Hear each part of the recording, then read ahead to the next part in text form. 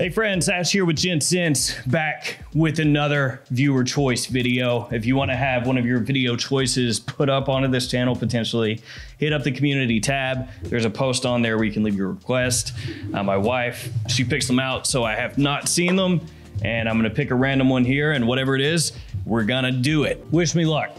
All right, what we got? From Joka Sama. If I mispronounced that, my bad, I'm sorry. Pick 4 favorite fragrances for each season. Sums up to 16 in total. You can do more or less if necessary. Whoo! So I think what I'm gonna do is 2 designer and 2 niche for each season. 16 in total, like you said. And let's try to fly through this. So I'm gonna start picking and let's do it.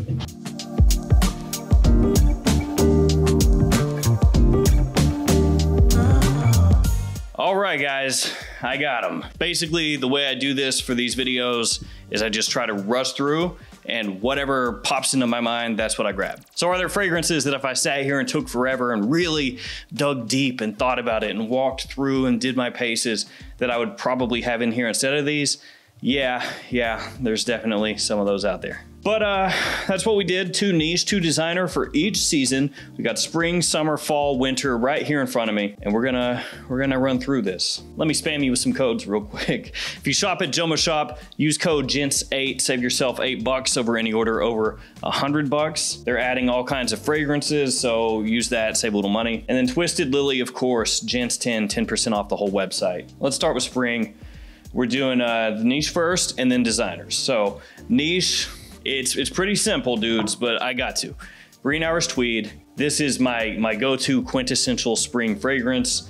Probably always will be. Got multiple bottles of this stuff. Smells like a walk through the Irish countryside, but it doesn't have any Guinness. So can it really smell like a walk through the Irish countryside? I'm not sure. Very green, fresh, refreshing. Not really mature, but very sophisticated and classy smelling. Green Irish Tweed, one of my go-tos. I love this stuff. I mean, really, just about year round, I'll pull this out. It doesn't just have to be spring, but when spring does kick off, this is one of the first things I reach for. And as you heard, like a few different fragrances out there, has a beautiful musical cap.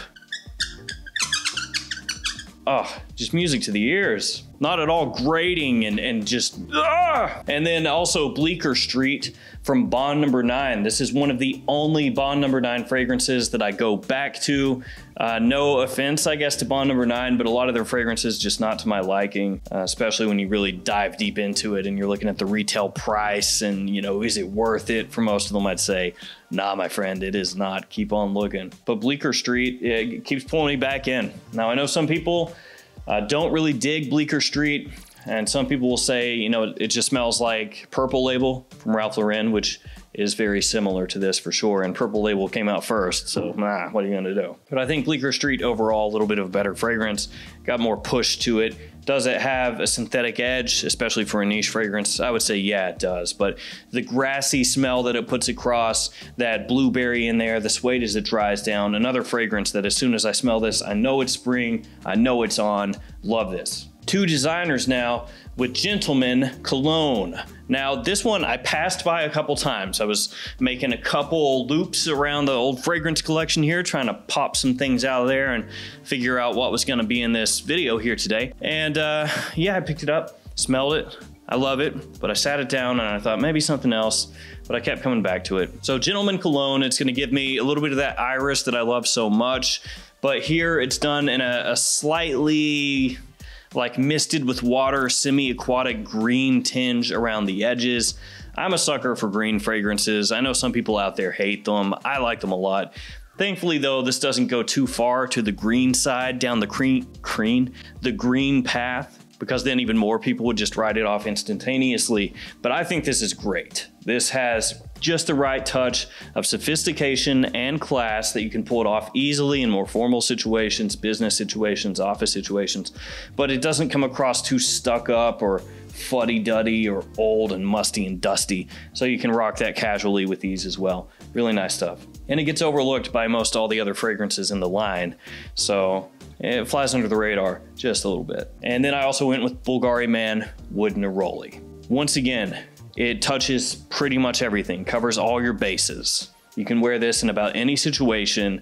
It's very clean, Easy to pull off. The Neroli in here, fantastic, giving it a citrusy touch, citrusy edge. Of course, that woodiness in the base, it's not overdone, not heavy-handed.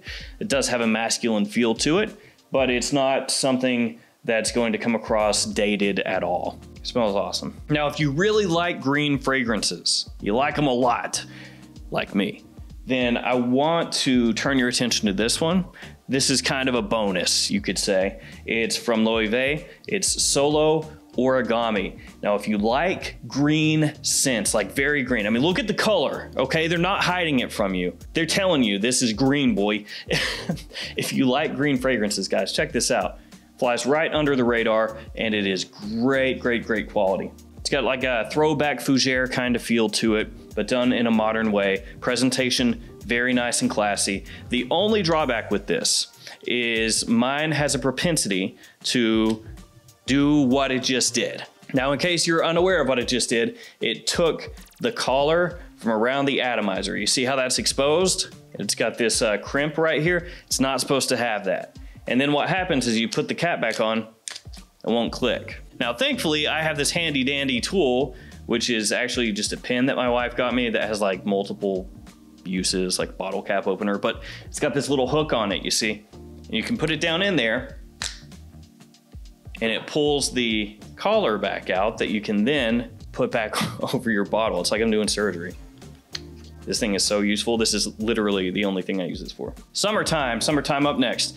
All right, kicking it off with XERJOFF Nio. This is one of the best citrus fragrances on the market for me, period. The citrus in this in the opening, unbelievable. Quality through the roof, so refreshing, juicy, realistic, natural smelling. Ah, it's great. I've told this story a couple times, especially here recently, I feel like, of how there was a point in time in my fragrance collection journey where I was just looking for the best citrus, the best of the best. And this was one of them, and it did not let me down. Of course, the opening is really what does it for me with this one, but in summertime, a lot of times that's what I'm looking for. That refreshing, amazing opening that just puts you in a great mood. Then we're also going with L'Humaniste from FRAPIN. This also one of the best openings I have ever smelled.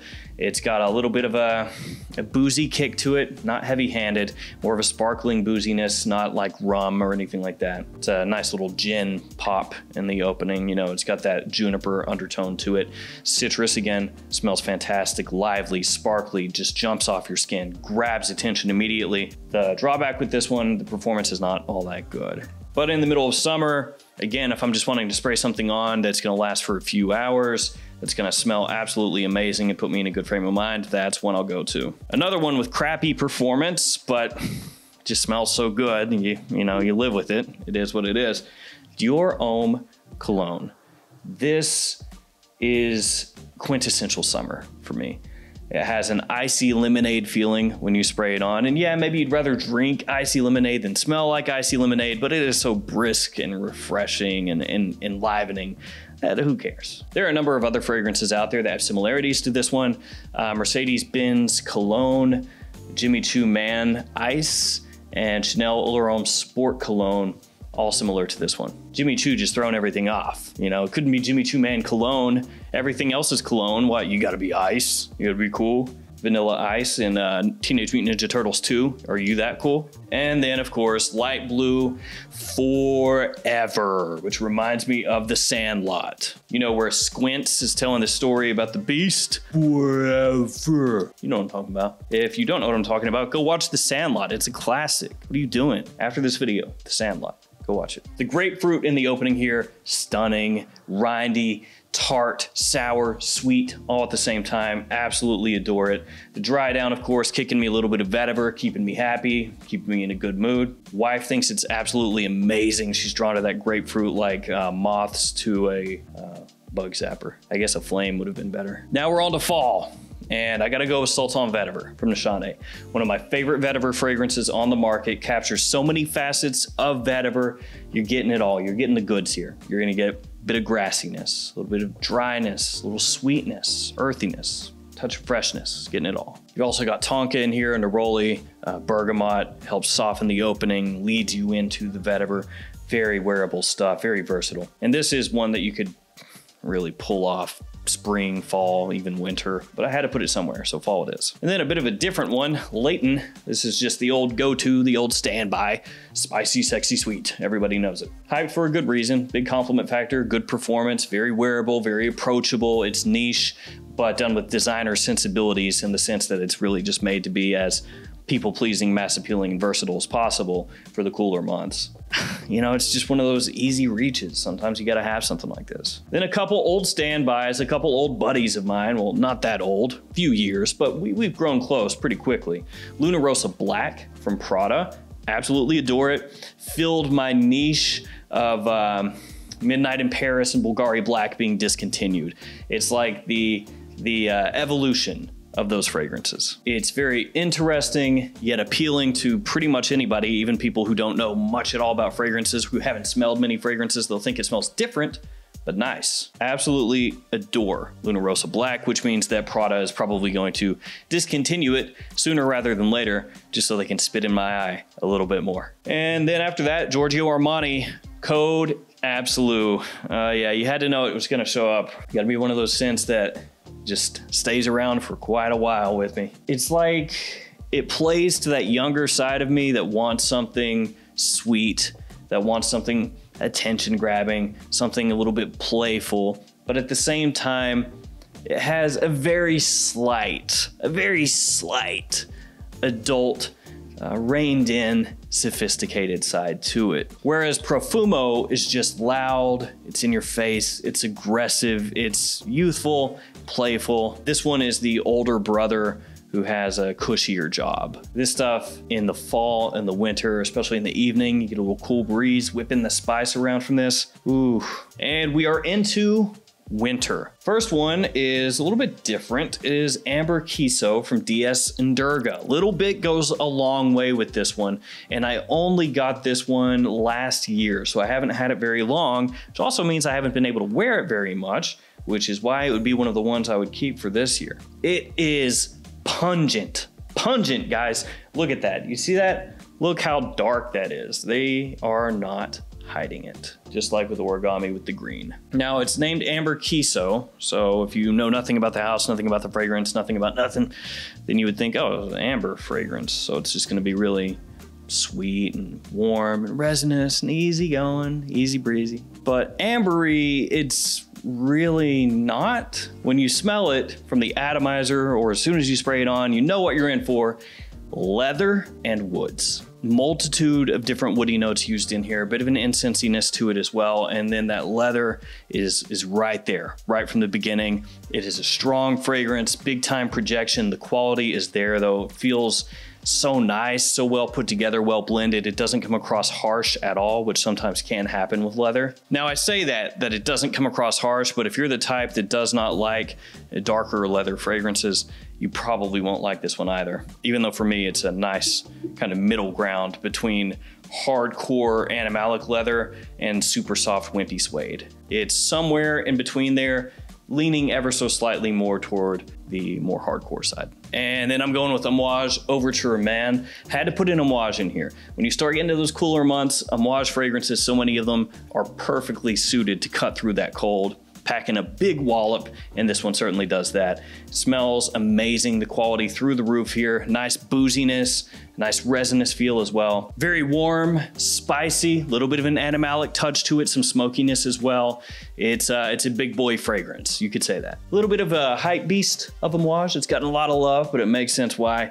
If you haven't smelled this stuff, you need to. Overture is absolutely killer. And we're on to the final two, the last two designers for winter. Gonna go with this one, Valentino Uomo Intense. I thought about doing Dior Homme Intense. I mean, of course, or Dior Homme Parfums, something like that, but I already did Dior Homme Cologne, so I figured let's show a little love to Valentino Uomo Intense. This is, I would say, of the Valentino Uomos, the best one. If you were only gonna get one Valentino Uomo, this is the one. The main things you're gonna take from this, of course, the iris, but also leather, tonka, and vanilla. There's a little touch of citrus up top, but that's not really important here. Of course, it does get compared to Dior Homme Intense. So there is going to be that similarity there. And maybe some people would say it's redundant to own both. Personally, I don't think it is. They do go their different ways, their different paths. Valentino Uomo Intense is an exquisite iris designer fragrance. If you like iris in your scents, you have to get this one. And then last but not least, Spice Bomb Extreme. I've said this a number of times, but for me, Spice Bomb Extreme, the best of the Spice Bomb line, because you still get that bomb of spiciness, which you would expect. It's in the name. But with Night Vision, they kind of went away from that, and then they kind of steered back into it, but in a different manner with Spice Bomb Infrared. Spice Bomb Extreme, though, still giving you that spice right up in front, the way that you remember it from the original. Only here, everything is done better, in my opinion. It's blended better. The top is not quite as aggressive or potentially grating to some people. The black vanilla added in sweetens it out, gives a nice counterbalance. It smells awesome. The performance is insane. And for the most part, everybody you're gonna come across is gonna love it. Spice Bomb Extreme does come across like a little bit of a lazy answer, I feel like, because I was looking through here and it's like, well, of course Spice Bomb Extreme is a great winter scent. I mean, everybody and their mother has talked about it, you know, from here to the moon and back, including myself. But again, just quickly running through here catches my eye and it's like, well, yeah, can't really argue it. It's a great winter scent. Get in here. So there we go. 4 fragrances per season. Thank you for the request, Joka Sama. I want to thank everybody here for hanging out with me. Again, drop a video idea into that post. I was gonna say poll, but it's not a poll, it's a post. We'll do some more of these as time goes on. Thank you guys for hanging with me. Thanks for your support. Let me know in the comments some of your choices for the seasons. See you tomorrow with another fragrance video. See you guys later.